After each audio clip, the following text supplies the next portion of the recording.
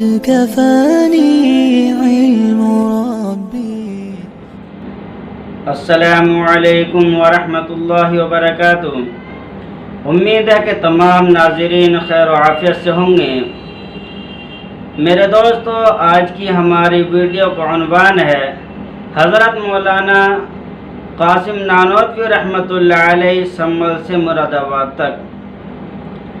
حضرت مولانا قاری طیب صاحب رحمۃ اللہ علیہ، حضرت مولانا منظور نعمانی رحمۃ اللہ علیہ کے حوالے سے اور حضرت مولانا منظور نعمانی سنبھل کے رئیس نواب عاشق حسین اور منشی حمید الدین کے حوالے سے بیان کرتے ہیں، ایک مرتبہ حضرت مولانا قاسم نانوتوی رحمۃ اللہ علیہ سنبھل سے مراد آباد کے لیے تانگے میں روانہ ہوئے، گھوڑے تانگے کے اندر۔ حضرت کے ساتھ میں منشی حمید الدین، جو آپ کے عشاق میں جن کا شمار ہوتا ہے، وہ بھی ساتھ تھے، اور نواب عاشق حسین بھی آپ کے ساتھ تھے۔ جب حضرت مولانا قاسم نانوتوی رحمۃ اللہ علیہ سنبھل سے روانہ ہو کر مراد آباد کی طرف سڑک پر چلے، سنبھل سے نکلنے کے بعد آپ نے دیکھا، کچھ دور پہنچنے کے بعد آپ نے دیکھا کہ ایک جھاڑی ہے، اس کے پیچھے کچھ روڑے وغیرہ پڑے ہوئے ہیں، کوئی قبر تھی، ٹوٹا پھوٹا کوئی مزار تھا، اس کی کوئی مرمت نہیں تھی۔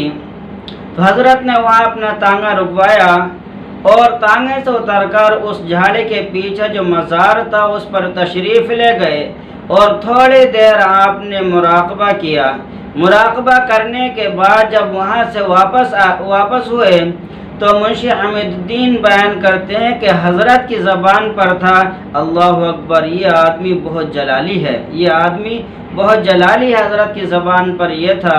میرے دوست، اللہ تعالیٰ نے علماء دیوبند کو بڑی اونچی صلاحیت سے نوازا، جن کی مثال مشکل سے ملتی ہے۔